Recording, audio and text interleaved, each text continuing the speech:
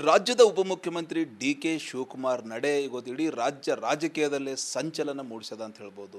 ನಾನು ಹಿಂದೂ ಇದ್ದೀನಿ ಅಂತೇಳಿ ಪ್ರಯಾಗ್ರಾಜ್ ಕೂಡ ಹೋಗಿ ಬಂದರು. ಈಗಾಗಲೇ ಉತ್ತರ ಪ್ರದೇಶದ ಮುಖ್ಯಮಂತ್ರಿಗೆ ಅವ್ರು ಪತ್ರ ಕೂಡ ಬರೆದಿದ್ದಾರೆ. ಹಾಗಾದರೆ ರಾಜ್ಯದಲ್ಲಿ ಏನು ನಡೀತಾ ಇದೆ ಸರ್? ರಾಜ್ಯದಲ್ಲಿ ಏನು ನಡೀತಾ ಇದೆ ಇವತ್ತು? ಡಿ ಕೆ ಶಿವಕುಮಾರ್ ಎಲ್ಲೋ ಒಂದು ಕಡೆ ಉತ್ತರ ಪ್ರದೇಶದ ಈಗಾಗಲೇ ಯೋಗಿ ಆದಿತ್ಯನಾಥ್ ಅವರ ಕಾರ್ಯಕ್ಕೆ ಪ್ರಯಾಗ್ರಾಜ್ ಏನು ಈಗಾಗಲೇ ಕುಂಭಮೇಳ ಬಗ್ಗೆ ಸಾಕಷ್ಟು ವರ್ಣನೆ ಮಾಡಿದ್ದಾರೆ. ಸದನದಲ್ಲಿ ಕೂಡ ಯೋಗಿಯವರು ಅವ್ರ ಲೆಟರ್ನ ಓದರು. ಏನು ಹೇಳ್ಬೇಕಂತ ಸರ್? ಕಾಂಗ್ರೆಸ್ಸಿನ DNA ಹಿಂದೂ ವಿರೋಧಿ ಮತ್ತು ಸನಾತನ ವಿರೋಧಿ ಭಾವನೆಯನ್ನು ಹುಟ್ಟಿಸಿ ವೋಟ್ ಬ್ಯಾಂಕ್ ರಾಜಕಾರಣವನ್ನು ಮಾಡಿ ಕೇವಲ ಅಧಿಕಾರಕ್ಕೆ ಬರಬೇಕನ್ನುವಂಥದ್ದನ್ನು ಅವರ ಹಿಡನ್ ಎಜೆಂಡಾ. ಕಳೆದ 2 ತಿಂಗಳಿನಿಂದ ಕುಂಭಮೇಳ ಯಶಸ್ವಿಯನ್ನು ಕಂಡು ರಾಷ್ಟ್ರೀಯ ಅಧ್ಯಕ್ಷರಾದಂಥ ಮಲ್ಲಿಕಾರ್ಜುನ್ ಖರ್ಗೆ ಅವರೇ ಸ್ವತಃ ಅಲ್ಲಿ ಹೋಗಿ ಸ್ನಾನ ಮಾಡಿ ಬಂದ ತಕ್ಷಣ ಬಡತನ ಹೋಗ್ತದನ್ನುವಂಥ ವ್ಯಂಗ್ಯವನ್ನು ಆಡಿದ ನಂತರವೂ ಕೂಡ ಅವರೇ ಪಕ್ಷದ ರಾಜ್ಯಾಧ್ಯಕ್ಷರಾದಂಥ ಡಿ ಕೆ ಶಿವಕುಮಾರ್ ಅವರು ಸನಾತನ ಧರ್ಮ ಮತ್ತು ಹಿಂದುತ್ವದ ಮೇಲೆ ನಂಬಿಕೆಯನ್ನು ಇಟ್ಟು ಮತ್ತು ಗಂಗೆಯಲ್ಲಿ ಹೋಗಿ ಸ್ನಾನ ಮಾಡಿ ಬಂದಿದಾಗ ಪುಣ್ಯವನ್ನು ಸಂಪಾದನೆ ಮಾಡ್ತೀನಿ ಅನ್ನುವಂಥ ಭರವಸೆದೊಂದಿಗೆ ಹೋಗಿ ಸ್ನಾನವನ್ನು ಮಾಡ್ಕೊಂಡು ಬಂದಿದ್ದಾರೆ. 144 ವರ್ಷಗಳ ನಂತರ ಇಂಥ ಒಂದು ಮಹಾಕುಂಭದ ಆಯೋಜನೆಯನ್ನು ಉತ್ತರ ಪ್ರದೇಶದ ಮುಖ್ಯಮಂತ್ರಿ ಆದಂಥ ಸನ್ಮಾನ್ಯ ಶ್ರೀ ಯೋಗಿಜಿಯವರು ಇವತ್ತು ವಿಶ್ವವನ್ನೇ ಮೆಚ್ಚುವಂಥ ರೀತಿಯಲ್ಲಿ ಅಲ್ಲಿ ಎಲ್ಲ ಸೌಲಭ್ಯಗಳನ್ನು ಮಾಡಿ ಸುಮಾರು 66 ಕೋಟಿಗೂ ಹೆಚ್ಚು ಭಕ್ತರನ್ನು ಅಲ್ಲಿ ಈಗಾಗಲೇ ಸ್ನಾನವನ್ನು ಮಾಡಿದ್ದಾರೆ. ಹೀಗಾಗಿ ಅದನ್ನು ಅಲ್ಲಿನ ವ್ಯವಸ್ಥೆಗಳು ನೋಡಿ ಡಿ ಕೆ ಶಿವಕುಮಾರ್ ಅವರು ರಾಜ್ಯದ ಮುಖ್ಯಮಂತ್ರಿಗೆ ಪತ್ರ ಬರೆದಿರೋದು ಅದು ಸ್ವಾಗತ ಮತ್ತು ಅದನ್ನು ಮಾಡಬೇಕಾಗಿದ್ದಂಥದ್ದನ್ನು ಮಾಡಿದ್ದಾರೆ. ಸರಿ, ಡಿ ಕೆ ನಡೆಯಿಂದ ಎಲ್ಲೊಂದು ಕಡೆ ಕಾಂಗ್ರೆಸ್ ಸೇಕ್ ಆಗಿದ್ದೇನೆ ಸರ್. ರಾಷ್ಟ್ರೀಯ ಅಧ್ಯಕ್ಷರಂತೆ ರಾಹುಲ್ ಗಾಂಧಿ ಸೇರಿದಂತೆ ರಾಜ್ಯದ ಮುಖ್ಯಮಂತ್ರಿ ಸೇರಿದಂತೆ ಪ್ರತಿಯೊಬ್ಬರು ಸೇಕ್ ಆಗ್ಯಾರೇನು ಸರ್ ನಿಮ್ಮ ಪ್ರಕಾರ? ಖಂಡಿತವಾಗಿಯೂ ಕಾಂಗ್ರೆಸ್ಸಿಗೆ ಸನಾತನ ಧರ್ಮ ಮತ್ತು ಹಿಂದುತ್ವದ ಮೇಲೆ ಈ ನಂಬಿಕೆ ಇರಲಾರ್ಗತ್ಲೆ ನೋಡಿ ಇವತ್ತು ಅವ್ರು ಹೋಗಿದ್ದ ಖಂಡಿತವಾಗಿಯೂ ಇವತ್ತು ಅವರು ಶೇಕ್ ಆಗಿದ್ದಾರೆ. ಅದಕ್ಕೆ ಕಾಂಗ್ರೆಸ್ನಲ್ಲಿ ಒಳಬೇಗುದಿ ಸಿಕ್ಕಾಪಟ್ಟಿ ಹೆಚ್ಚಾಗಿದೆ. ಅದೇ ಕಾರಣಕ್ಕಾಗಿ ಅನೇಕರು ಡಿ ಕೆ ಶಿವಕುಮಾರ್ ಅವರ ನಡೆಗೆ ವಿರೋಧ ವ್ಯಕ್ತಪಡಿಸ್ತಾ ಇದ್ದಾರೆ, ಒಳಗಿಂದೊಳಗೆ ಕೂಡ್ತಾ ಇದ್ದಾರೆ ಮತ್ತು ಅವರ ಜೊತೆಯಲ್ಲಿ ರಾಜಕಾರಣ ಮಾಡ್ತಾ ಇದ್ದಾರೆ. ಹೀಗಾಗಿ ಖಂಡಿತವಾಗಿ ಕಾಂಗ್ರೆಸ್ನಲ್ಲಿ ಎಲ್ಲವೂ ಸರಿ ಇಲ್ಲ ಅನ್ನುವಂಥದ್ದನ್ನು ದಿನ ಬೆಳಗಾದರೆ ಹೊರಗೆ ಬರ್ತಾ ಇದೆ. ಸರ್, ಈಗಾಗಲೇ ಸಾಕಷ್ಟು ಡಿ ಕೆ ಅವ್ರ ನಡೆ, ಡಿ ಕೆ ಅವ್ರ ಹೇಳಿಕೆ ನೋಡಲ್ಲ ಒಂದು ಕಡೆ ಹಿಂದುತ್ವ BJP ಬಗ್ಗೆ ಮಾತಾಡ್ತಾ ಇದ್ದಾರೆ. ಏನೋ ಒಂದು ಕ್ಷಣ ಅವ್ರು BJP ಬಂದರ ಯಾವ ರೀತಿ ಒಂದು ಪಕ್ಷನ ಸ್ವಾಗತ ಮಾಡ್ತು ಸರ್? ಏನು ಹೇಳ್ತೀರಿ ಸರ್? ನೋಡಿ, ಖಂಡಿತವಾಗಿಯೂ ಭಾರತೀಯ ಜನತಾ ಪಕ್ಷದ ತತ್ವ ಸಿದ್ಧಾಂತಗಳನ್ನು ಒಪ್ಪಿ ಭಾರತೀಯ ಜನತಾ ಪಕ್ಷದ ವರಿಷ್ಠರು ನಿರ್ಣಯ ತಗೊಂಡಿದ್ದಾಗ ಖಂಡಿತವಾಗಿಯೂ ನಮ್ಮ ವರಿಷ್ಠ ನಿರ್ಣಯಕ್ಕೆ ನಾವೆಲ್ಲರೂ ಸ್ವಾಗತವನ್ನು ಮಾಡ್ತೀವಿ ಮತ್ತು ಸಮರ್ಥನೆಯನ್ನು ಕೂಡ ಕೊಡ್ತೀವಿ. ಈಗಾಗಲೇ ಸಾಕಷ್ಟು ಅಮಿತ್ ಶಾ ಅವ್ರ ಕಾರ್ಯಕ್ರಮದಲ್ಲಿ ಕೂಡ ಡಿ ಕೆ ವೇದಿಕೆ ಹಂಚ್ಕೊಂಡಿದ್ದಾರೆ. ಸಾಕಷ್ಟು ಅಲ್ಲಲ್ಲಿ ಡಿ ಕೆ ಶಿವಕುಮಾರ್ ಕೆಲವು ಪಕ್ಷದ ವರಿಷ್ಠರೊಂದಿಗೆ ಕೂಡ ಸಂಪರ್ಕದಾಗಿರೋ ಸುದ್ದಿ ಕೂಡ ಹರಿದಾಡ್ತಾ ಇದೆ ಸರ್. ಏನಿರ್ಬೋದು ಸರ್ ರಾಜ್ಯದಲ್ಲಿ ಏನಾಗಬಹುದು? ನೋಡಿ, ಡಿ ಕೆ ಶಿವಕುಮಾರ್ ಅವರು ಅಮಿತ್ ಶಾ ಅವರ ಕಾರ್ಯಕ್ರಮದ ಭಾಗಿಯಾಗಿದ್ದು ಅದು ರಾಜಕೀಯ ಕಾರ್ಯಕ್ರಮವಲ್ಲ. ಆದರೂ ಕೂಡ ಡಿ ಕೆ ಶಿವಕುಮಾರ್ ಅವರು ವರಿಷ್ಠರನ್ನು ಸಂಪರ್ಕವನ್ನು ಮಾಡಿ ಪಕ್ಷಕ್ಕೆ ಬರ್ತೀನಿ ಅಂದಾಗ ವರಿಷ್ಠರು ನಿರ್ಣಯ ತಗೊಂಡಿದ್ದಾಗ ಖಂಡಿತವಾಗಿಯೂ ಭಾರತೀಯ ಜನತಾ ಪಕ್ಷದ ಎಲ್ಲರೂ ನಾವು ಅವರಿಗೆ ಸ್ವಾಗತವನ್ನು ಮಾಡ್ತೀವಿ ಮತ್ತು ಅವರಿಗೆ ಸಮರ್ಥನೆಯನ್ನು ಕೂಡ ಕೊಡ್ತೀವಿ. ಟೋಟಲಿ ಎಲ್ಲೋ ಒಂದು ಕಡೆ ಇವತ್ತು ಕಾಂಗ್ರೆಸ್ ಪಕ್ಷದಲ್ಲಿ ಡಿ ಕೆ ನಡೆಯಿಂದ ಕಲ್ಲೋಲು ಸೃಷ್ಟಿಯಾಗಿದೆ ಸರ್. ಸರ್ಕಾರ ಬಿದ್ದು ಹೋಗೋಂಥ ಪರಿಸ್ಥಿತಿ ಇವತ್ತು ನಿರ್ಮಾಣ ಆಗಬಹುದೇನು ಸರ್ ಮುಂದೆ? ಖಂಡಿತವಾಗಿಯೂ ಕಲ್ಲೋಲ ಸೃಷ್ಟಿಯಾಗಿರುವುದು ಸತ್ಯ. ಸರ್ಕಾರ ಬಿದ್ದು ಹೋಗಲಾರ್ದೇನು ಸಂಪೂರ್ಣವಾಗಿ ಕರ್ನಾಟಕದಲ್ಲಿ ಆಡಳಿತವನ್ನು ಕುಸಿದು ಹೋಗಿದೆ.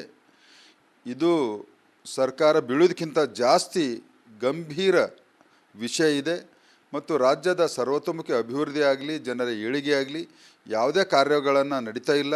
ಹೀಗಾಗಿ ಇಂಥ ಸರ್ಕಾರ ಇದ್ದಿದ್ರೇನು ಹೋಗಿದ್ರೇನು ಅನ್ನುವಂಥ ರೀತಿಯಲ್ಲಿ ಇವತ್ತು ಕರ್ನಾಟಕದ 6.5 ಕೋಟಿ ಜನ ಆ ವಿಷಯವನ್ನು ವ್ಯಕ್ತಪಡಿಸ್ತಾ ಇದ್ದಾರೆ. ಸೊ ಸೊ ಇದು ಮಾಜಿ ಕೇಂದ್ರ ಸಚಿವ ಭಗವಂತ ಖೂಬಾ ಅವರ ಮಾತಂತ ಹೇಳ್ಬೋದು. ಡಿ ಕೆ ನಡೆಯಿಂದ ಕಾಂಗ್ರೆಸ್ ಪಕ್ಷದಲ್ಲಿ ಅಲ್ಲೋಲ ಕಲ್ಲೋಲ ಸೃಷ್ಟಿಯಾಗ್ಯದ. ಒಂದು ವೇಳೆ ಡಿ ಕೆ ಈಗಾಗಲೇ ನಮ್ಮ ಬಿ ಜೆ ಪಿ ಪಕ್ಷದ ತತ್ವ ಸಿದ್ಧಾಂತಗಳನ್ನು ನಂಬಿ ಬರ್ತಾರಂದ್ರೆ ನಮ್ಮ ಪಕ್ಷ ಅವ್ರಿಗೆ ಕರ್ಕೋತದ. ಹೀಗಾಗಿ ಈಗಾಗಲೇ ಸನಾತನ ಹಿಂದುತ್ವ ಬಗ್ಗೆ ಸಾಕಷ್ಟು ಅವರು ಅಪಾರ ಪ್ರೀತಿ ತೋರಿಸ್ತಾ ಇದ್ದಾರೆ. ಹೀಗಾಗಿ ಅವರು ಬಿ ಜೆ ಪಿ ಬಂದರೂ ಭೀ ಅಚ್ಚರಿ ಇಲ್ಲ ಎಂಬ ಚರ್ಚೆ ಸಾಕಷ್ಟು ಕಡೆ ನಡೀತಾ ಇದೆ ಅಂತ ಹೇಳ್ಬೋದು. ಕ್ಯಾಮ್ರಾ ಪರ್ಸನ್ ಭಾರತ್ ಜೊತೆ ನಾನು ಮಲ್ಲಿಕಲ್ ಮರ್ಕಲ, ರಿಪಬ್ಲಿಕ್ ಕನ್ನಡ, ಬೀದರ್. ರಾಜ್ಯದ ಉಪಮುಖ್ಯಮಂತ್ರಿ ಡಿ ಕೆ ಶಿವಕುಮಾರ್ ನಡೆ ಇವತ್ತು ಇಡೀ ರಾಜಕೀಯದಲ್ಲೇ ಸಂಚಲನ ಮೂಡಿಸದ ಅಂತ ಹೇಳ್ಬೋದು. ನಾನು ಹಿಂದೂ ಇದ್ದೀನಿ ಅಂತೇಳಿ ಪ್ರಯಾಗ್ರಾಜ್ ಕೂಡ ಹೋಗಿ ಬಂದರು. ಈಗಾಗಲೇ ಉತ್ತರ ಪ್ರದೇಶದ ಮುಖ್ಯಮಂತ್ರಿಗೆ ಅವ್ರು ಪತ್ರ ಕೂಡ ಬರೆದಿದ್ದಾರೆ. ಹಾಗಾದರೆ ರಾಜ್ಯದಲ್ಲಿ ಏನು ನಡೀತಾ ಇದೆ ಸರ್? ರಾಜ್ಯದಲ್ಲಿ ಏನು ನಡೀತಾ ಇದೆ ಗೊತ್ತು? ಡಿ ಕೆ ಶಿವಕುಮಾರ್ ಎಲ್ಲೋ ಒಂದು ಕಡೆ ಉತ್ತರ ಪ್ರದೇಶದ ಈಗಾಗಲೇ ಯೋಗಿ ಆದಿತ್ಯನಾಥ್ ಅವರ ಕಾರ್ಯಕ್ಕೆ ಪ್ರಯಾಗ್ರಾಜ್ ಏನು ಈಗಾಗಲೇ ಕುಂಭಮೇಳ ಬಗ್ಗೆ ಸಾಕಷ್ಟು ವರ್ಣನೆ ಮಾಡಿದ್ದಾರೆ. ಸದನದಲ್ಲಿ ಕೂಡ ಯೋಗಿಯವರು ಅವ್ರ ಲೆಟರ್ನ ಓದರು. ಏನು ಹೇಳ್ಬೇಕಂತ ಸರ್? ಕಾಂಗ್ರೆಸ್ಸಿನ DNA ಹಿಂದೂ ವಿರೋಧಿ ಮತ್ತು ಸನಾತನ ವಿರೋಧಿ ಭಾವನೆಯನ್ನು ಹುಟ್ಟಿಸಿ ವೋಟ್ ಬ್ಯಾಂಕ್ ರಾಜಕಾರಣವನ್ನು ಮಾಡಿ ಕೇವಲ ಅಧಿಕಾರಕ್ಕೆ ಬರಬೇಕನ್ನುವಂಥದ್ದನ್ನು ಅವರ ಹಿಡನ್ ಎಜೆಂಡಾ ಕಳೆದ 2 ತಿಂಗಳಿನಿಂದ ಕುಂಭಮೇಳ ಯಶಸ್ವಿಯನ್ನು ಕಂಡು ರಾಷ್ಟ್ರೀಯ ಅಧ್ಯಕ್ಷರಾದಂಥ ಮಲ್ಲಿಕಾರ್ಜುನ್ ಖರ್ಗೆ ಅವರೇ ಸ್ವತಃ ಅಲ್ಲಿ ಹೋಗಿ ಸ್ನಾನ ಮಾಡಿ ಬಂದ ತಕ್ಷಣ ಬಡತನ ಹೋಗ್ತದನ್ನುವಂಥ ವ್ಯಂಗ್ಯವನ್ನು ಆಡಿದ ನಂತರವೂ ಕೂಡ ಅವರೇ ಪಕ್ಷದ ರಾಜ್ಯಾಧ್ಯಕ್ಷರಾದಂಥ ಡಿ ಕೆ ಶಿವಕುಮಾರ್ ಅವರು ಸನಾತನ ಧರ್ಮ ಮತ್ತು ಹಿಂದುತ್ವದ ಮೇಲೆ ನಂಬಿಕೆಯನ್ನು ಇಟ್ಟು ಮತ್ತು ಗಂಗೆಯಲ್ಲಿ ಹೋಗಿ ಸ್ನಾನ ಮಾಡಿ ಬಂದಿದಾಗ ಪುಣ್ಯವನ್ನು ಸಂಪಾದನೆ ಮಾಡ್ತೀನಿ ಅನ್ನುವಂಥ ಭರವಸೆದೊಂದಿಗೆ ಹೋಗಿ ಸ್ನಾನವನ್ನು ಮಾಡ್ಕೊಂಡು ಬಂದಿದ್ದಾರೆ. 144 ವರ್ಷಗಳ ನಂತರ ಇಂಥ ಒಂದು ಮಹಾಕುಂಭದ ಆಯೋಜನೆಯನ್ನು ಉತ್ತರ ಪ್ರದೇಶದ ಮುಖ್ಯಮಂತ್ರಿ ಆದಂಥ ಸನ್ಮಾನ್ಯ ಶ್ರೀ ಯೋಗಿಜಿಯವರು ಇವತ್ತು ವಿಶ್ವವನ್ನೇ ಮೆಚ್ಚುವಂಥ ರೀತಿಯಲ್ಲಿ ಅಲ್ಲಿ ಎಲ್ಲ ಸೌಲಭ್ಯಗಳನ್ನು ಮಾಡಿ ಸುಮಾರು 66 ಕೋಟಿಗೂ ಹೆಚ್ಚು ಭಕ್ತರನ್ನು ಅಲ್ಲಿ ಈಗಾಗಲೇ ಸ್ನಾನವನ್ನು ಮಾಡಿದ್ದಾರೆ. ಹೀಗಾಗಿ ಅದನ್ನು ಅಲ್ಲಿನ ವ್ಯವಸ್ಥೆಗಳು ನೋಡಿ ಡಿ ಕೆ ಶಿವಕುಮಾರ್ ಅವರು ರಾಜ್ಯದ ಮುಖ್ಯಮಂತ್ರಿಗೆ ಪತ್ರ ಬರೆದಿರೋದು ಅದು ಸ್ವಾಗತ ಮತ್ತು ಅದನ್ನು ಮಾಡಬೇಕಾಗಿದ್ದಂಥದ್ದನ್ನು ಮಾಡಿದ್ದಾರೆ. ಸರಿ, ಡಿ ಕೆ ನಡೆಯಿಂದ ಎಲ್ಲೊಂದು ಕಡೆ ಕಾಂಗ್ರೆಸ್ ಶೇಕ್ ಆಗಿದ್ದೇನೆ ಸರ್. ರಾಷ್ಟ್ರೀಯ ಅಧ್ಯಕ್ಷರಂತೆ ರಾಹುಲ್ ಗಾಂಧಿ ಸೇರಿದಂತೆ ರಾಜ್ಯದ ಮುಖ್ಯಮಂತ್ರಿ ಸೇರಿದಂತೆ ಪ್ರತಿಯೊಬ್ಬರು ಶೇಕ್ ಆಗ್ಯಾರೇನು ಸರ್ ನಿಮ್ಮ ಪ್ರಕಾರ? ಖಂಡಿತವಾಗಿಯೂ ಕಾಂಗ್ರೆಸ್ಸಿಗೆ ಸನಾತನ ಧರ್ಮ ಮತ್ತು ಹಿಂದುತ್ವದ ಮೇಲೆ ಈ ನಂಬಿಕೆ ಇರಲಾರ್ಗತ್ಲೆ ನೋಡಿ ಇವತ್ತು ಅವ್ರು ಹೋಗಿದ್ದ ಖಂಡಿತವಾಗಿಯೂ ಇವತ್ತು ಅವರು ಶೇಕ್ ಆಗಿದ್ದಾರೆ. ಅದಕ್ಕೆ ಕಾಂಗ್ರೆಸ್ನಲ್ಲಿ ಒಳಬೇಗುದಿ ಸಿಕ್ಕಾಪಟ್ಟಿ ಹೆಚ್ಚಾಗಿದೆ. ಅದೇ ಕಾರಣಕ್ಕಾಗಿ ಅನೇಕರು ಡಿ ಕೆ ಶಿವಕುಮಾರ್ ಅವರ ನಡೆಗೆ ವಿರೋಧ ವ್ಯಕ್ತಪಡಿಸ್ತಾ ಇದ್ದಾರೆ, ಒಳಗಿಂದೊಳಗೆ ಕೂಡ್ತಾ ಇದ್ದಾರೆ ಮತ್ತು ಅವರ ಜೊತೆಯಲ್ಲಿ ರಾಜಕಾರಣ ಮಾಡ್ತಾ ಇದ್ದಾರೆ.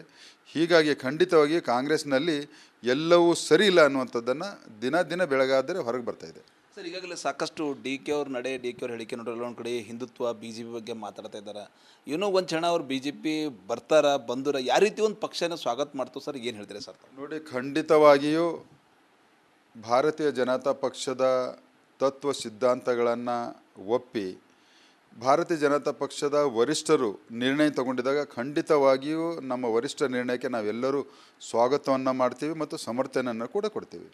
ಈಗಾಗಲೇ ಸಾಕಷ್ಟು ಅಮಿತ್ ಶಾ ಅವ್ರ ಕಾರ್ಯಕ್ರಮದಲ್ಲಿ ಕೂಡ ಡಿ ಕೆ ವೇದಿಕೆ ಹಂಚ್ಕೊಂಡಿದ್ದಾರೆ. ಸಾಕಷ್ಟು ಅಲ್ಲಲ್ಲಿ ಡಿ ಕೆ ಶಿವಕುಮಾರ್ ಕೆಲವು ಪಕ್ಷದ ವರಿಷ್ಠರೊಂದಿಗೆ ಕೂಡ ಸಂಪರ್ಕದಾಗಿರೋ ಎಂಬ ಸುದ್ದಿ ಕೂಡ ಹರಿದಾಡ್ತಾ ಇದೆ ಸರ್. ಏನಿರ್ಬೋದು ಸರ್ ರಾಜ್ಯದಲ್ಲಿ ಏನಾಗಬಹುದು? ನೋಡಿ, ಡಿ ಕೆ ಶಿವಕುಮಾರ್ ಅವರು ಅಮಿತ್ ಶಾ ಅವರ ಕಾರ್ಯಕ್ರಮದ ಭಾಗಿಯಾಗಿದ್ದು ಅದು ರಾಜಕೀಯ ಕಾರ್ಯಕ್ರಮವಲ್ಲ. ಆದರೂ ಕೂಡ ಡಿ ಕೆ ಶಿವಕುಮಾರ್ ಅವರು ವರಿಷ್ಠರನ್ನು ಸಂಪರ್ಕವನ್ನು ಮಾಡಿ ಪಕ್ಷಕ್ಕೆ ಬರ್ತೀನಿ ಅಂದಾಗ ವರಿಷ್ಠರು ನಿರ್ಣಯ ತಗೊಂಡಿದ್ದಾಗ ಖಂಡಿತವಾಗಿಯೂ ಭಾರತೀಯ ಜನತಾ ಪಕ್ಷದ ಎಲ್ಲರೂ ನಾವು ಅವರಿಗೆ ಸ್ವಾಗತವನ್ನು ಮಾಡ್ತೀವಿ ಮತ್ತು ಅವರಿಗೆ ಸಮರ್ಥನೆಯನ್ನು ಕೂಡ ಕೊಡ್ತೀವಿ. ಟೋಟಲಿ ಎಲ್ಲೋ ಒಂದು ಕಡೆ ಗೊತ್ತು ಕಾಂಗ್ರೆಸ್ ಪಕ್ಷದಲ್ಲಿ ಡಿ ಕೆ ನಡೆಯಿಂದ ಅಲ್ಲೋಲು ಕಲ್ಲೋಲು ಸೃಷ್ಟಿಯಾಗಿದೆ ಸರ್. ಸರ್ಕಾರ ಬಿದ್ದು ಹೋಗೋಂಥ ಪರಿಸ್ಥಿತಿ ಗೊತ್ತು ನಿರ್ಮಾಣ ಆಗಬಹುದೇನು ಸರ್ ಮುಂದೆ? ಖಂಡಿತವಾಗಿಯೂ ಅಲ್ಲೋಲ ಕಲ್ಲೋಲ ಸೃಷ್ಟಿಯಾಗಿರುವುದು ಸತ್ಯ. ಸರ್ಕಾರ ಬಿದ್ದು ಹೋದ್ರೇನು ಬಿದ್ದು ಹೋಗಲಾರ್ದೇನು ಸಂಪೂರ್ಣವಾಗಿ ಕರ್ನಾಟಕದಲ್ಲಿ ಆಡಳಿತವನ್ನು ಕುಸಿದು ಹೋಗಿದೆ. ಇದು ಸರ್ಕಾರ ಬೀಳೋದಕ್ಕಿಂತ ಜಾಸ್ತಿ ಗಂಭೀರ ವಿಷಯ ಇದೆ ಮತ್ತು ರಾಜ್ಯದ ಸರ್ವತೋಮುಖಿ ಅಭಿವೃದ್ಧಿ ಆಗಲಿ ಜನರ ಏಳಿಗೆ ಆಗಲಿ ಯಾವುದೇ ಕಾರ್ಯಗಳನ್ನು ನಡೀತಾ ಇಲ್ಲ. ಹೀಗಾಗಿ ಇಂಥ ಸರ್ಕಾರ ಇದ್ದಿದ್ರೇನು ಹೋಗಿದ್ರೇನು ಅನ್ನುವಂಥ ರೀತಿಯಲ್ಲಿ ಇವತ್ತು ಕರ್ನಾಟಕದ 6.5 ಕೋಟಿ ಜನ ಆ ವಿಷಯವನ್ನು ವ್ಯಕ್ತಪಡಿಸ್ತಾ ಇದ್ದಾರೆ. ಸೊ ಇದು ಮಾಜಿ ಕೇಂದ್ರ ಸಚಿವ ಭಗವಂತ ಖೂಬಾ ಅವರ ಮಾತಂತ ಹೇಳ್ಬೋದು. ಡಿ ಕೆ ನಡೆಯಿಂದ ಕಾಂಗ್ರೆಸ್ ಪಕ್ಷದಲ್ಲಿ ಅಲ್ಲೋಲ ಕಲ್ಲೋಲ ಸೃಷ್ಟಿಯಾಗ್ಯದ. ಒಂದು ವೇಳೆ ಡಿ ಕೆ ಈಗಾಗಲೇ ನಮ್ಮ ಬಿ ಜೆ ಪಿ ಪಕ್ಷದ ತತ್ವ ಸಿದ್ಧಾಂತಗಳನ್ನು ನಂಬಿ ಬರ್ತಾರಂದ್ರೆ ನಮ್ಮ ಪಕ್ಷ ಅವ್ರಿಗೆ ಕರ್ಕೋತದ. ಹೀಗಾಗಿ ಈಗಾಗಲೇ ಸನಾತನ ಹಿಂದುತ್ವ ಬಗ್ಗೆ ಸಾಕಷ್ಟು ಅವರು ಅಪಾರ ಪ್ರೀತಿ ತೋರಿಸ್ತಾ ಇದ್ದಾರೆ. ಹೀಗಾಗಿ ಅವರು ಬಿ ಜೆ ಪಿ ಬಂದರೂ ಭೀ ಅಚ್ಚರಿ ಇಲ್ಲ ಎಂಬ ಚರ್ಚೆ ಸಾಕಷ್ಟು ಕಡೆ ನಡೀತಾ ಇದೆ ಅಂತ ಹೇಳ್ಬೋದು. ಕ್ಯಾಮ್ರಾ ಪರ್ಸನ್ ಭಾರತ್ ಜೊತೆ ನಾನು ಮಲ್ಲಿಕಲ್ ಮರ್ಕಲ, ರಿಪಬ್ಲಿಕ್ ಕನ್ನಡ, ಬೀದರ್.